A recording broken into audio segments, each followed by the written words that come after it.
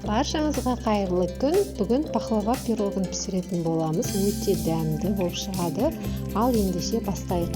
Алдымен ұнымыз бен майымызды екеуін крошка жасап аламыз.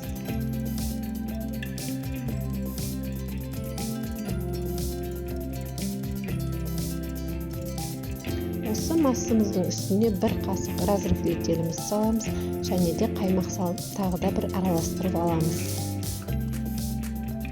Бұл пирогта қамырымызға қант қосылмайды, соны ескеріңіздер.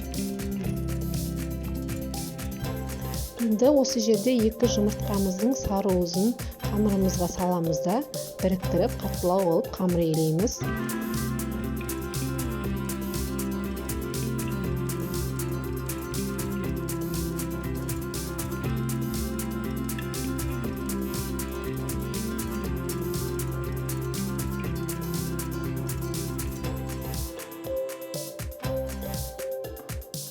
Кеткен жемістеріміз, бұл жерде грек жаңғағы бар, және де мейіз бар, азғантай өрік бар.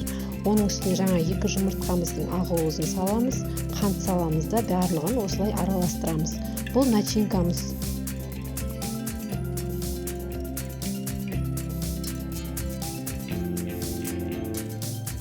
Қамырымызды 3 бөлікке бөліп аламыз. Ең астыңғы қамырын сәл үлкендеу аламыз.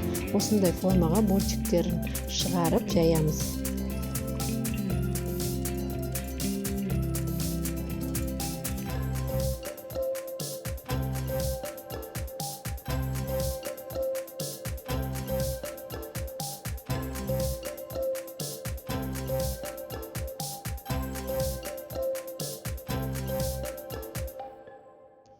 Осылай салмасының 2-ден 1 бөлігін саламыз да жайлап орналастырамыз.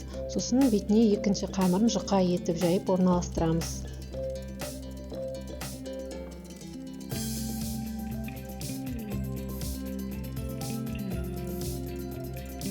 Қамырымызды өте жұқа қылып жаямыз. Сосын жан-жағындағы қамырларды осылай жабыстырып болғаннан кейін артық қамырларын алып тастаймыз. Және де салмамыздың екінші бөлігін осылай бетіне орналастырамыз да, соңғы қамырымызды бетіне қойып, артық шеттерін алып тастаймыз.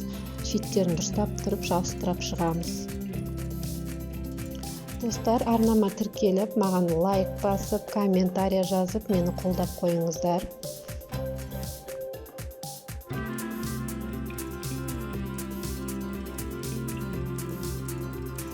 Бетіне жұмыртқаның сарысын жағып шығамыз.